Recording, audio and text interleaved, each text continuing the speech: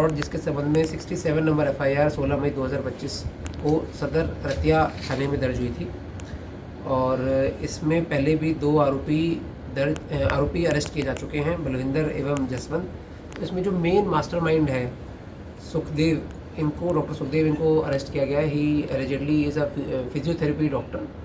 और इसमें लगभग 80 करोड़ रुपए के आसपास का फ्रॉड लगभग 2934 लोगों के साथ किया गया है। और इसमें कई व्यक्ति पहले भी आए हैं जिनके साथ ये फ्रॉड हुआ है, तो इनसे आगामी पूछताछ की जाएगी रिमांड पर लेकर। जो विक्टिम है सर अपने यहीं के एरिया के हैं या किसी अन्य राज्य के भी हैं? मैक्सिमम विक्टिम यहाँ के ही हैं, मैक्सिमम विक्टिम यहाँ पे ही हैं।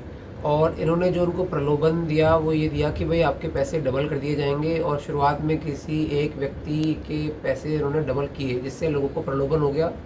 और फिर इन्होंने काफ़ी मैसिव स्केल पे लगभग 3000 लोगों के साथ में, जो मैंने आपको बताया कि इतनी धोखाधड़ी करी है। और कुछ पैसे से इन्होंने अपना घर कंस्ट्रक्शन या इस प्रकार की चीज़ों में लगाए हैं।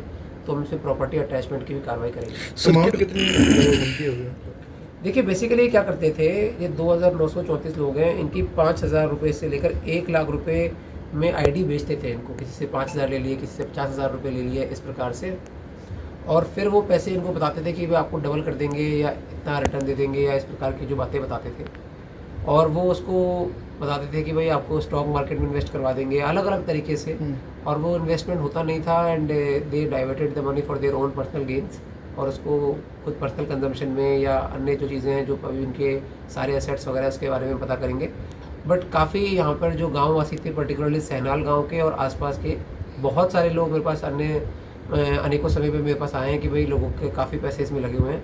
तो मैं मानता हूँ कि भाई इनको पकड़ने से जो भी रिकवरी होगी उससे काफ़ी लोगों को रिस्पाइट मिलेगी। जो मेन एक्यूज जाने वाले ये कंपनी का MD यही मतलब इन्होंने बेसिकली कंपनी बना रखी थी, Sheeshpal frontline consultancy and services private limited.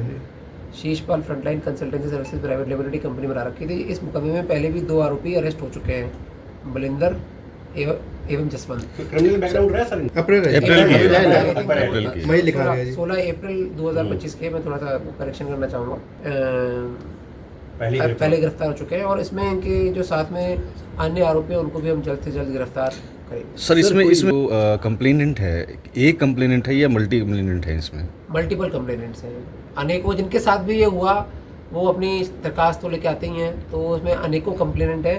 Basically यहाँ पर पहले भी एक फ्यूचर मेकर करके एक फ्रॉड टाइप हुआ था, तो उससे इनको लगा कि भाई हम भी इस प्रकार का काम करते हैं।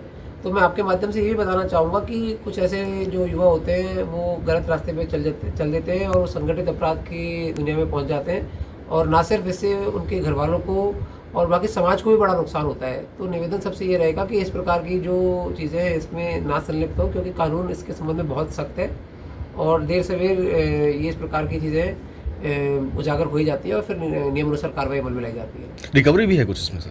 अभी कल इनको अरेस्ट किया है, तो इसमें रिमांड लेके फिर जो भी रिकवरी होगी, जहाँ पर भी इन्होंने पैसे इन्वेस्ट किए, क्योंकि काफ़ी बड़ा अमाउंट है, तो इन्होंने क्या इन्वेस्ट किया है, जैसे इन्होंने कुछ बताया है कि घर में कंस्ट्रक्शन में या शादी में या अलग अलग चीज़ों में जो भी इन्होंने इतना बड़ा अमाउंट किया इन्वेस्ट, कहाँ पर है, तो वो भी पता करने का पूरा प्रयास करेंगे। उससे इन्होंने 2 लाख रुपये लिए थे और उसको कुछ समय में आई थिंक 1-2 महीने में 5,30,000 रुपये दिए, जैसे इन्होंने बताया है।